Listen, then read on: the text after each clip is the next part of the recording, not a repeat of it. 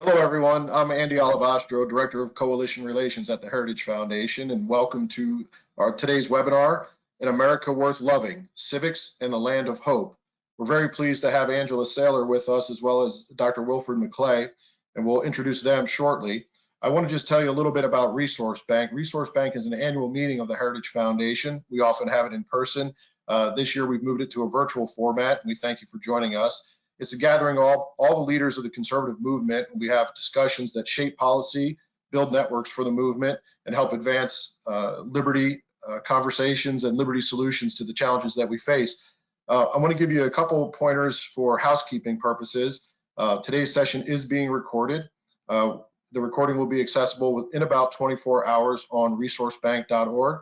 All attendees are in listen-only mode. We encourage your questions throughout the session, and we ask you to use the questions feature on the right-hand side of your screen. We will not be watching the raise hand feature or the chat feature, so we encourage you to use the question feature. And Angela will get to your questions as best we can throughout the time limit that we have today. Please identify yourself, your name, and your organization so that we can give you a shout out during the session today. And we would also let you know that if you have anything related to the discussion, resources you would like to share with us that we can then share with the broader audience, you can send those to resourcebank@heritage.org. And so I'm pleased to introduce Angela Saylor. Angela is the VP of the Fulner Institute at the Heritage Foundation. Angela has expansive experience in government, in politics, in the corporate world, and at NGOs and nonprofits. And particularly interesting, she's also served as an adjunct professor for Georgetown University's Continuing School of Education. And so we'll get to hear from Angela, her thoughts and questions for Dr. McClay. And Dr. McClay is the GT and Libby Blankenship Chair of History and Liberty at the University of Oklahoma, where he's also a professor of history. He's the author of many books, and we're joined by him today to discuss his latest book, Land of Hope, An Invitation to the Great American Story. And with that, I'll turn it over to Angela. Thank you, Andy. Thank you so much. And to Bridget Wagner as well for all the work that you all do at the Heritage Foundation, and to our President Kay Coles James for her leadership during this time. We are so glad you could join us today. As you know, America is preparing for its 250th anniversary. All the while, leaders across this nation are concerned about civic knowledge and the transferring of American history to the next generation. Some are even worrying about the story of our nation's founding and its journey to present day. Others are debating the value of learning civics and the importance of activism.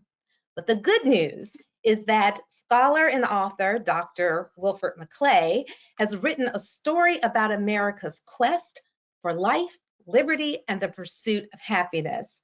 This story is called Land of Hope, an invitation to the great American story.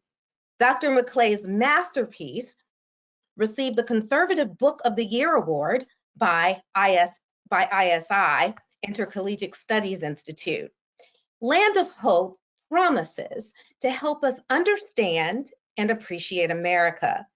It also promises to help us uphold our duties as citizens, including protecting and defending what we know is so good about our institutions and ideals. And lastly, this masterpiece of Dr. McClay's promises to help us bolster our confidence as members of the society of which we are already a part. Dr. McClay, welcome to our forum. We are so delighted to have the opportunity this afternoon to be able to dialogue with you and hear about all of the work that you're doing towards preserving American history. As I stated, you know, we're headed towards and we're getting prepared and excited about the 250th anniversary of our nation, which is truly a time to celebrate the ideas of individual liberty, representative government, and our unalienable rights. So I am so delighted to turn the program over to you as you, and we're looking so forward to having you walk us through some of the pages of what I'm calling your masterpiece, and helping us understand how this wonderful resource will help us as we begin to celebrate our 250 years and beyond. So over to you, Dr. McClay. Well, thank you, Angela. And it's really, really a pleasure to be with you and with all of you today. It's a little strange. I'm not used to speaking to a virtual audience, but you're probably not used to listening to virtual speakers, so we're even. I only have a few minutes by way of introductory remarks, so let me get right to it. You know, the first question to ask about this book is, why on earth did I write it? There are all these textbooks out there, many of them much more jazzy, more graphically sophisticated, with big publishers behind them. I have a relatively small publisher. Why did I do this? And really the reason is fairly simple. I felt that the existing textbooks, which have some virtues, lack certain important things. For one thing, they're not very readable. That's a pretty basic problem. And they don't convey in a clear way the essential characteristics of the great American story, as I call it. That is, there's a fractured quality, some of it ideologically motivated, some of it simply coming out of the nature of the professionalization of the study of history. You know, as in so many other things, we have lots and lots and lots of specialists, and specialized knowledge doesn't always come together very well, and it's not really the job of the specialists to do that. My fear is that we're losing a sense of our history as a public possession, as something, as the story that unites us both in terms of our past, but also in terms of our future. To locate yourself in a story is an important part of your identity, of finding meaning in life. I was struck, this is long after I wrote the book, but I was struck by something I read by Dennis Prager, who, it was a column sort of with the title something to the effect of why are young people so depressed? and he has it in the following statement that really struck me. He said, the reason so many young people are depressed, unhappy, and angry is that the leftists told them that God and Judeo-Christian religions are nonsense. Their country is largely evil. Their past is deplorable, and their future is hopeless. Well, you know, we really don't want to rest easy in that kind of situation. We shouldn't. We're depriving our young people of their birthright, of a sense of membership, of membership in this great experiment, this great story that is rightfully theirs. They're entitled to it, but they're not going to get it unless they're taught about it. Our sense of civic identity doesn't come to us magically just from the air we breathe. It has to be a part of education. So I saw Land of Hope as being a book that is, and I think unlike other textbooks, devoted to the civic purpose of the study of history. There's a wonderful essay I just read the other day by Elliot Cohen, Dr. Elliot Cohen of Johns Hopkins, arguing that the greatest problem with civic education is that it's become detached from history. And the same is true of history. History's become detached from the enterprise of civics, of thinking about how we act together as citizens on the basis of what institutions, what events in our past, what memories that we have to unite us. Speaking of memory, reminds me of the fact that probably the most dreaded disease in contemporary American life, even more so than the coronavirus, believe it or not, is Alzheimer's disease. And Alzheimer's disease is so dreadful in every sense of the word because it betokens a complete loss of identity. You lose your memory, you lose a sense of who you were, of who you are, of who you will be. And you lose a sense of participating in a common world with others when people come to visit you or you go to visit people suffering from Alzheimer's. As many of you have had this experience. It's just tragically poignant to realize the way that they're slipping away from that common life. Well, we're doing the same thing to ourselves in a collective way by ignoring our history, by treating it as something to be anatomized and dissected, and rather than as part of who we are, as an inheritance that helps to make up our sense of our past and our present and our future. So, Alzheimer's disease is an organic condition for which people bear no blame for contracting. But national amnesia or national memory loss, catastrophic memory loss, is something else. If it happens to us, we're to blame. We're at fault. We're the ones who ought to be ensuring that that doesn't happen. Now, that doesn't mean, let me hasten to add, that doesn't mean presenting our national history as a sort of a glorious song-filled idyll without tragic and even deplorable elements. That's all part of the story, and that's in Land of Hope, in abundance. One of the things I've been most pleased about in the reviews has been that reviewers have found it to be a very even-handed book. And it is that, but it is the theme of hope is really central. And what I mean by that is that this is a country that really, going back to as early as you want to go, I even go all the way back to the first immigrants coming across the Bering Straits at the beginning of the settlement of the Western Hemisphere, but that people have come here with the notable exception of those who came in bondage, but people have come here in search of ways to better their lives, to better the conditions into which they were born. I think there's no more American principle than the idea that nobody should be confined to the conditions of their birth in the way that they live their life.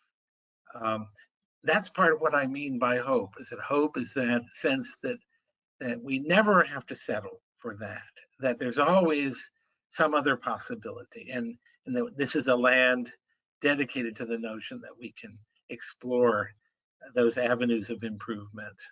So that was my goal in writing the book. I'm very glad that it's communicated with so many readers.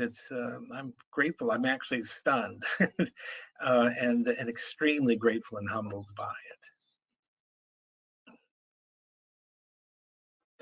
Excuse me. Well, Dr. McClay, we thank you for that insight. Many have commented on the cover of the book, and Thank you for that. saying you can't judge a book by its cover, but I would argue that is not the case when it comes to your book. You want to talk a little bit about this beautiful cover and how it has really served to invite people to enjoy the content on the inside? Yes. Oh, thank you. I'm so glad you brought that up. And it gives me a chance to point out, you'll see on the screen here that there's a teacher's guide, which is just about to pop. It's the pub date is in a couple of weeks. And any of you watching who are teachers who want to know more about it, just write to me. And I think we have a page after this one. Don't show it yet, but a page after this one that shows some of what the interior of the teacher's guide will look like. But no, what I was looking for, let me tell a little story. That the people that encounter, we have a fabulous designer named Carl Scarborough, who I really want to shout out to. He did a wonderful job, and we came up with an initial design. It was a sort of grand wood painting of a beautiful pastoral rural scene. And I said, this is gorgeous, but we can't do this because we don't want to convey the idea that this is a story about the America that was, the America that maybe didn't even quite exist, but this idyllic past, agrarian and all that. I want something that will give a sense of the energy and dynamism of America, and also something that gives something of the feeling that you have when you walk into a great cathedral, and suddenly, you come into the main chamber, and there's this sense of upward moving space and exaltation even. I wanted something that had a bit of that feel. So we looked and we looked and we looked, and we finally found this painting by a fairly little known Colin Campbell Cooper, a early 20th century painter. And it was just right. I think if you can see it in person, for those viewers, you'll see what I mean. It really does have that upwardly vaulting sense of energy. So yeah, and it's beautiful pastel colors, and the publisher, I can't thank Encounter Books enough for what a great job they did. And then what we've done with the teacher's guide is we have a actually somewhat more somber looking portrait of the U.S. Congress building, maybe appropriately somber, but by the same painter. So we're trying to promote him indirectly in that. But yeah, and I want to thank Encounter. They let me make the pick. A lot of publishers simply take all of that out of the author's hands, but Encounter let me make the pick in both cases. So I'm very grateful for that. That's wonderful. Why don't we take a look? You want to give us a sneak preview into the teacher's guide? Yeah, I think we have a page coming up that shows, and for teachers, it's chapter 4, which is the Revolutionary War and the aftermath thereof. And that, by the way, the typeface and the layout is very similar to the book itself. But you'll see what we've got is a summary of the brief summary page, really a page and a half. Questions and answers that go on quite a ways. We give you lots of questions and answers. There are some chapters that have almost 100 questions and answers. A lot of work doing all of that. Because the questions are easy to formulate, but to write the answers, that was work even for me and my collaborator. So, and then we have objective questions that teachers can make use of. And by the way, we often use, I don't like objective tests. Every student I've ever had knows that. And but we often use what we call put in order questions, which are useful because they test the ability of students to know the sequence of events. And you can see on the third page here an example of a put in order exercise. And then we have, for each chapter, we have a document, some case more than one document, with questions and answers that can be used as a primary source exercise. So it's a very extensive teacher's guide that we think is going to be very helpful. We're aiming eventually to go online with the teacher's guide so that we can have videos and lots of other bells and whistles that may be involved. But this, I think, is a good solid beginning. And we're very anxious to see how teachers respond to it and whether it helps make it easier for them to make use of Land of Hope in the classroom, because it is a very different kind of book. I mean, it doesn't have bullet points in the text. It doesn't hold the reader's hand. It's meant to be a literary text. People have asked me what would I use for a model, and it sounds kind of pretentious, but one of the models for the book for me was Henry Adams's History of the United States, which is one of the truly monumental works of American historical writing. And but the opening of that is to die for, to be able to write like that. So I tried to set myself that high example in the composition of this. But above all, I really wanted to make it a literary work, because history is ultimately a form of literature. And as much as we would like to pretend that it's a science, it can have scientific elements, but it's really a work of the imagination, the voracious imagination, veracious imagination, as Cushing Stroud, a scholar, once put it. It's a truthful imagination. It's grounded in factuality, but still, you need to do something to bring it to life. And I hope I've managed to do that without sacrificing rigor and accuracy. Well, truly, the reviews, everyone who's read it would agree that you've done an outstanding job of keeping information in its wholeness and integrity, and to your point of really being able to create a work that is engaging. And we can see that from the teacher's guide, the sample we see here. When can people expect to be able to get their hands on this? I think the pub date is May 19th, and they're printing it now, so I'm actually supposed to get an advance copy pretty soon, but it won't be long. And you know, they people that I see, we have a web address for Encounter Books. They can write me at my Oklahoma address. It's just wmcclay@ou.edu. Feel free to do that, and I'll probably regret doing that. But no, I really want to get this out, and I want teachers to be aware, because when Land of Hope was published May of last year, and I got a lot of wonderful responses from teachers, but always ending with the sort of, I love this book, but I don't know how I'm going to use it in the classroom. I've got, help me with that. I said, well, you know, we finally decided we had to do a teacher's guide, that Yeah. it was there were enough teachers, dozens of teachers, who said this, that we felt, okay, we've got to be responsive to that. So that's what I spent the fall doing, along with my collaborator, John McBride, a wonderful, experienced teacher from Chattanooga, Tennessee. So couldn't have done it without John. Absolutely. Well, let me ask you a follow-up question in terms of, you know, the teacher's guide and how to use it. COVID-19 is obviously on everyone's mind, this invisible enemy.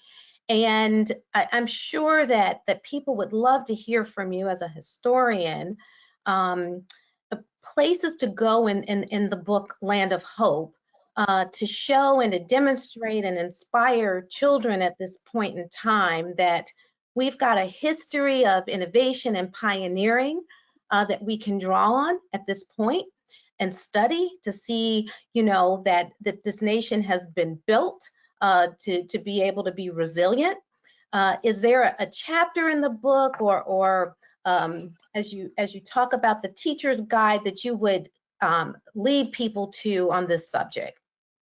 Well, maybe not a particular one, but all through the book, just to deal with epidemics, you know, I don't feature them in a strong way, but they're there. You know, I point out that the influenza epidemic at the end of the First World War took many more lives than the war itself, and was part of the kind of shock that made Warren Harding, his campaign slogan of a search for normalcy, so powerful, that in addition to the enormous shocks of the war, this epidemic, which killed, you know, relatively few Americans compared to the 50 or 60 million people that it killed worldwide, but was an enormous blow. But here's something that I think is useful to young people to hear, because there's so much gloom and doom about this. We're going to have to wear masks for the rest of our lives if we're ever even allowed to go outside, and so on and so forth. And how can we ever recover? And if you look at the past, if you look at the 1793 yellow fever epidemic in Philadelphia, the cholera epidemics of the 19th century, the flu epidemic, the 1957, fairly recently, Hong Kong flu, which killed many more people than the coronavirus is likely to kill, even by the still rather inflated estimates of epidemiologists. Use that little editorial insertion there, but it gives you some perspective. I saw some very respected urbanist whom I won't name published an article a few days ago saying New York City is finished. This is somebody who should know better. That we've had, maybe we need to rethink some aspects of density as a unqualified good in human settlements, and so on. But New York has been through all kinds of medical emergencies of all sorts. It's been through 9/11. It's been through hell and back, but it's come back. So there's really, I think, it may be partly because our own medical knowledge is so much more advanced that we're not as willing to just kind of accept that an epidemic is something that a viral epidemic is something that probably needs to run its course in its own way. We feel so we should be able to prevent it. So these extraordinary measures that we're going through now are perhaps the result of our overconfidence about our ability to thwart something like this when it comes along. But who knows? That's not a strictly historical judgment. That's a current events judgment. But historically, I mean, we've overcome these things in the past. Human beings have overcome them. It's sometimes at great cost. This is not in my book. I wish I could have put it there, but I recommend to anyone in this audience who has never read it, there's an essay by C.S. Lewis called Learning in Wartime. And it is full of insight. A lot of us pulled it out and read it after 9/11. And he's trying to make the case for why young men should go to college in 1939, even though this hellacious war against Hitler is breaking out. And his argument is that there's no such thing as normal times. We're always, human life, I think I'm quoting directly, is lived on the edge of a precipice. And that all that war does is reveal to us our real condition, which is always perilous. And I know I sounding very complacent. It's always perilous, but it is. It is, and we live in a perilous world. We maybe are so comfortable that we've forgotten that, and it's well to be remembered about it. And then to go on doing the things we do, valuing the things we value, great literature, great art, great history, all the more for a recognition of the tenuousness and perilousness of our existence. And he has I don't want to go on and on about Lewis, but he's a wonderful part of the essay where he says, the Athenians, they developed all these great things during times of war. The age of Pericles is also the age of the funeral oration. And you could say that about many other times, and even times like the 19th century, which in 1939 people looked back and said, "Oh, the 19th century was so peaceful and easy." No, things are never entirely normal. Yes. Well, I want to remind everyone that we'd love to have your questions. There is a question and answer box on the right side of your screen. And we'd love to hear from you, your name, your organization that you're with, along with your question, so we can pose those questions to Dr. McClay. And as we're waiting for a couple to pop up in the queue, Dr. McClay, there's this weaponizing of history that we're seeing, and we know this isn't new. We've got Howard Zinn's A People's History of the United States, and more recently, the New York Times 1619 project. You know, the Land of Hope, I think, works to recover the humane insight that Hubert Butterfield spoke of when he said that historians should be recording angels rather than hanging judges. Yeah. You want to talk a little bit about that? I mean, it's so current for people, and it's Yeah. really heart of the debate. Yeah, I favor a way of thinking about the past that is that's very slow to award black hats and white hats to particular historical players, but is attuned to the complexity of history, the complexity of the decisions that statesmen have to make in the heat of battle, in the arena, as Theodore Roosevelt would say, and not to make sort of very rapid, superficial judgments based on what prevails in the present, as if we were living in the age of ultimate truths. A good example of this is slavery.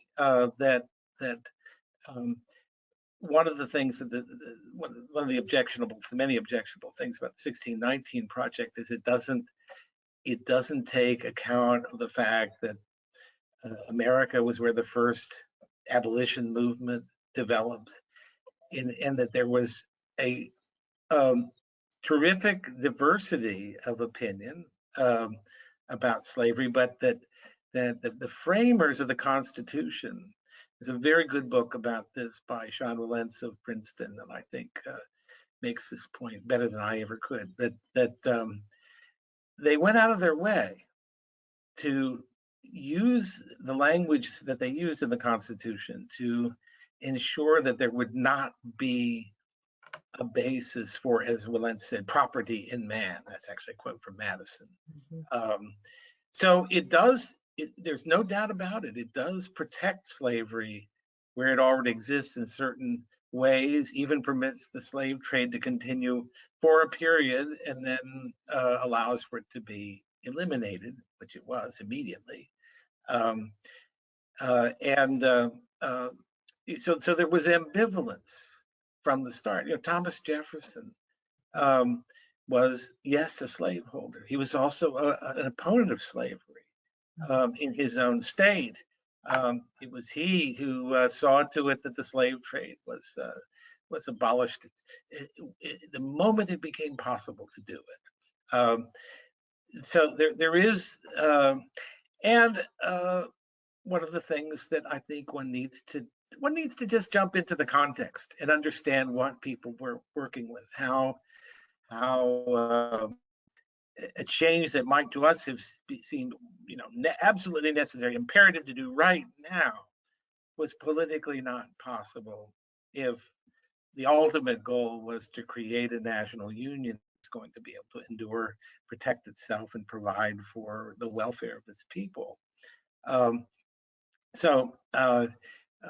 These kinds of compromises are the warp and woof of real life, of real political life. Even someone like Lincoln, often criticized for being, the Emancipation Proclamation was, Richard Hofstadter said had the moral standing of a bill of lading, because it wasn't a great, magnificent announcement of the rights of man. It was simply designed to begin the process of dismantling slavery, but doing it within constitutional constraints of the presidency as Lincoln understood them. So there wasn't a single moment. Lincoln wanted to amend the Constitution. That's what happened. That's how he wanted to do it, because he wanted to preserve the integrity and power of and the authority of the Constitution. So there's lots of examples of this, of looking at the way in which statesmen have to deal with, and it would do us well today to look at our politicians and our statesmen and see them as having to reconcile lots of different contending concerns and factions. I think, if I may just interject this about today's events, one of the things I think we're learning is that you can be an expert, an absolute unquestioned expert about one thing, and yet expertise in that one thing doesn't give you expertise in the whole range of aspects of political and social life, of human existence. So I'll let you apply that to the circumstances as you wish, but I think it's clearly a comment on the way in which there are many different goods that contend. This is what people in the Congress have to deal with. I'm often very hard on Congress, but I think it is conscientious congressmen and senators like our late Senator Coburn from Oklahoma, who was a really terrific guy. They have to contend with the fact that often conflicts are not between good and evil, but between evil and evil, or between good and good. And the choices you have available to you are only the choices you have available to you, not what a 21st century high school student can say airily, well, I would have just abolished slavery right at the founding instead of kicking the can down the road. Well, you know, that's admirable in a certain way, but you can only say that if you really don't know anything. If you really don't know anything about the circumstances in which these people were operating, and you don't know that slavery, this is a really hard thing to get across, that slavery was much more the rule than the exception in human history up until modern times, really up till the 18th century. Things begin to change dramatically, and we're on the other side, as I say in the book. We are on the other side of a great moral transformation, for which, thanks be to God, I'm very glad to be on the other side of that moral transformation. But we shouldn't imagine that everyone and everything that existed before us is just a deplorable parade of horribles, because it doesn't fit our standards. We may, you know, the Bible says, you know, the measure you use is the measure that you will have used against you, and we should be careful about that, thinking of how we will be judged. Well, that's a great point. It leads us into a question we have in the queue from your good friend Sam Gregg at the Acton Institute. Oh, yes.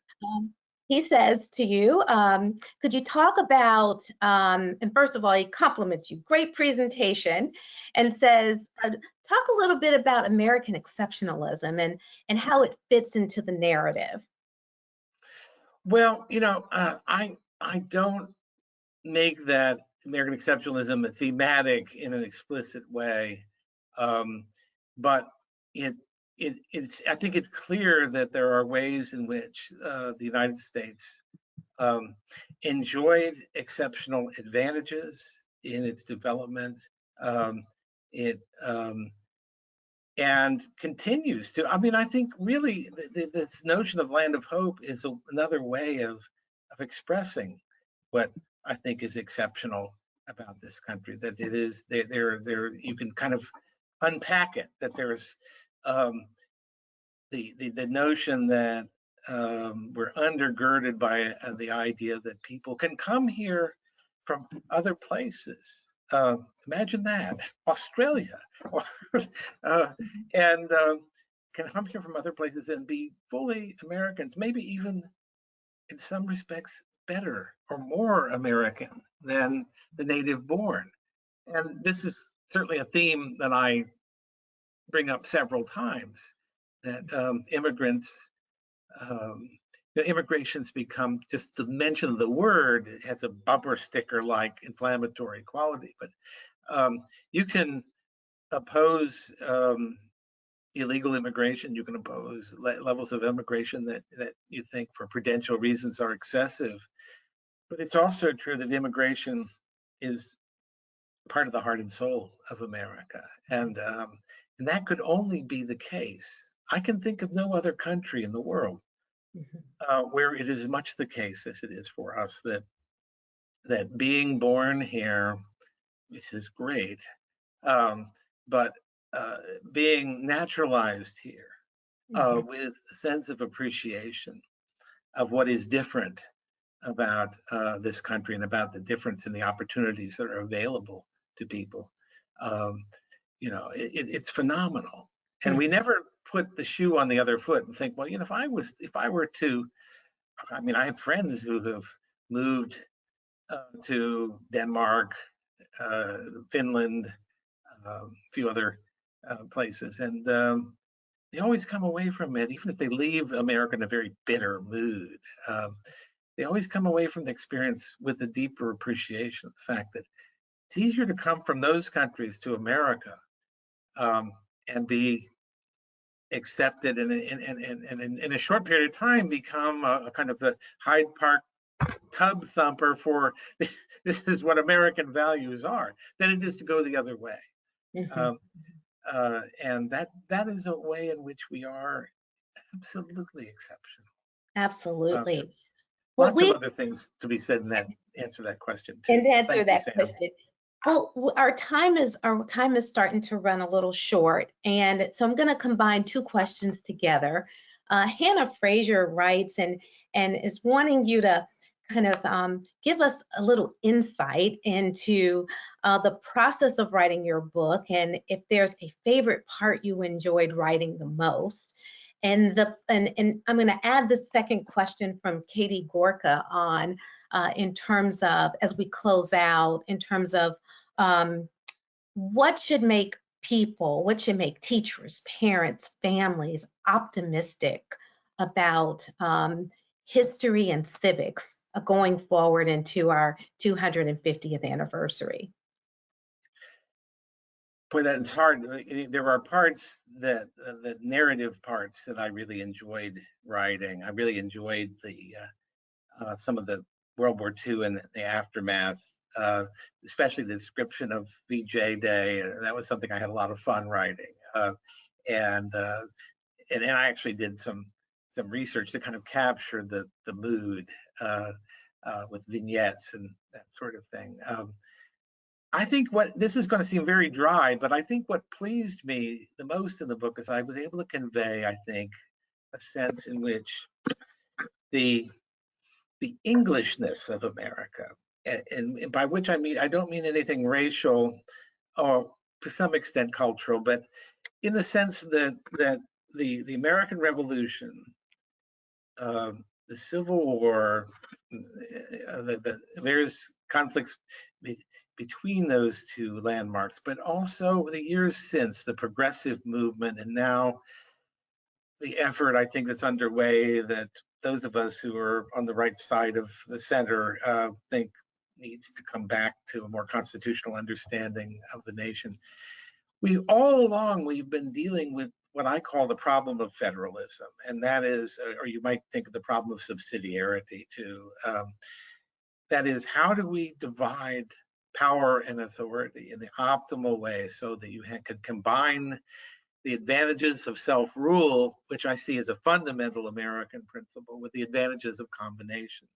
This is something that Madison struggled with quite explicitly and undergirded a lot of his thinking, but it's been there all along. There's a way of seeing the American Revolution as a problem of federalism in the British Empire.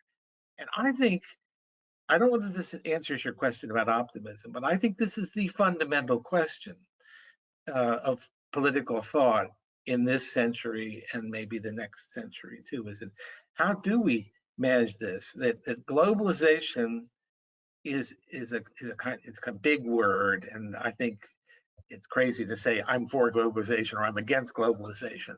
That's really it depends. But there's some ways in which our world's interconnectedness is a beautiful and amazing things. And as the coronavirus shows, there's some ways in which it's dangerous. And we need borders. We need, and for human flourishing, moving away from disease, but for human flourishing, we need communities that are strong and healthy and that have some sense of their own integrity, their own sovereignty, even that maybe that's the wrong word to use, but that they stand together as some kind of gestalt, some kind of unity, and they're not at the beck and call of something larger than it at all moments.